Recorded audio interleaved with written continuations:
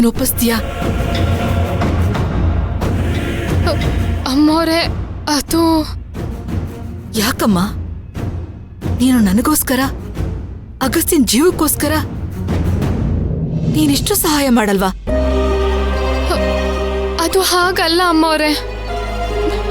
ನಾನು ಹೇಗೆ ಹೇಳ್ಬೇಕು ಅಂತ ಗೊತ್ತಾಗ್ತಾ ಇಲ್ಲ. ಅಗಸ್ತ್ಯ ತಗೊಂಡಿರೋ ನಿರ್ಧಾರ ಸರಿ ಇದೆ ಅಂತ ನನಗನ್ನಿಸ್ತಿದೆ.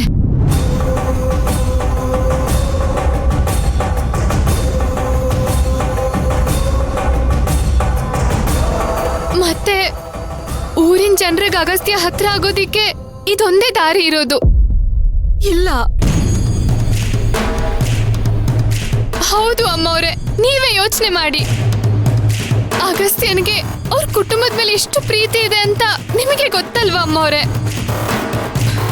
ಅವರು ತನ್ನ ಕುಟುಂಬದ ಸಮಸ್ಯೆನ ಬಗೆಹರಿಸ್ಬೇಕು, ರಾಯರ ಹೆಸರನ್ನ ಉಳಿಸ್ಬೇಕು, ಮನೆ ಗಂಟಿರೋ ಕಳಂಕನ ತೆಗಿಬೇಕು ಅಂತ ಒದ್ದಾಡ್ತಿದ್ದಾರೆ. ಇದೇ ಕಾರಣಕ್ಕೆ ಅವ್ರು ಬೆಂಗಳೂರಿಗೆ ಹೋಗ್ದಲ್ಲೇ ಇಲ್ಲೇ ಉಳ್ಕೊಂಡಿರೋದು. ಈಗ ಅವ್ರ ಕನ್ಸನ್ನ ಈಡೇರಿಸ್ಕೊಳ್ಳೋ ಸಮಯ ಬಂದಿದೆ. ಇದೊಂದು ದಾರಿಲಿ ಮಾತ್ರ ಅಗಸ್ತ್ಯ ಊರವರಿಗೆ ಹತ್ರ ಆಗೋದಿಕ್ ಸಾಧ್ಯ ಇರೋದು.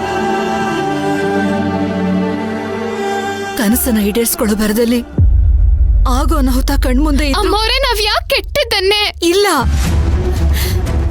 ಒಬ್ಳು ತಾಯಿಯಾಗಿ ನಾನು ಯೋಚನೆ ಮಾಡ್ಬೇಕಾಗಿರೋದು ಹೀಗೇನೆ. ಯಾಕೆಂದ್ರೆ ನನಗೆ ನನ್ನ ಮಗ ಮುಖ್ಯ.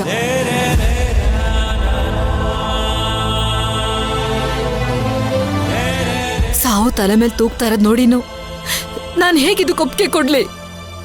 ಇಲ್ಲ, ನಾನಿದನ್ನ ಒಪ್ಪಲ್ಲ.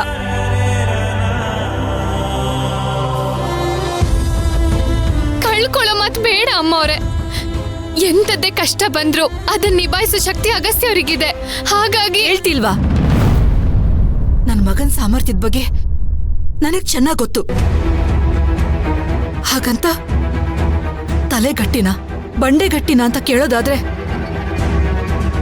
ಆಗ ನನ್ನ ಆಯ್ಕೆ ತಲೆನೇ ಆಗಿರತ್ತೆ.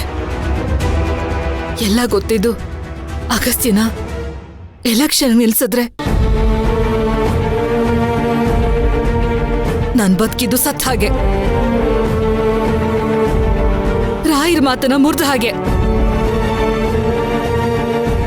ಭಕ್ತಿ, ನನ್ನ ಕೈ ಮುಗಿದು ಬೇಡ್ಕೋತೀನಿ, ನನ್ನ ಮಗ ಅಗಸ್ತ್ಯನ ಕಾಪಾಡು.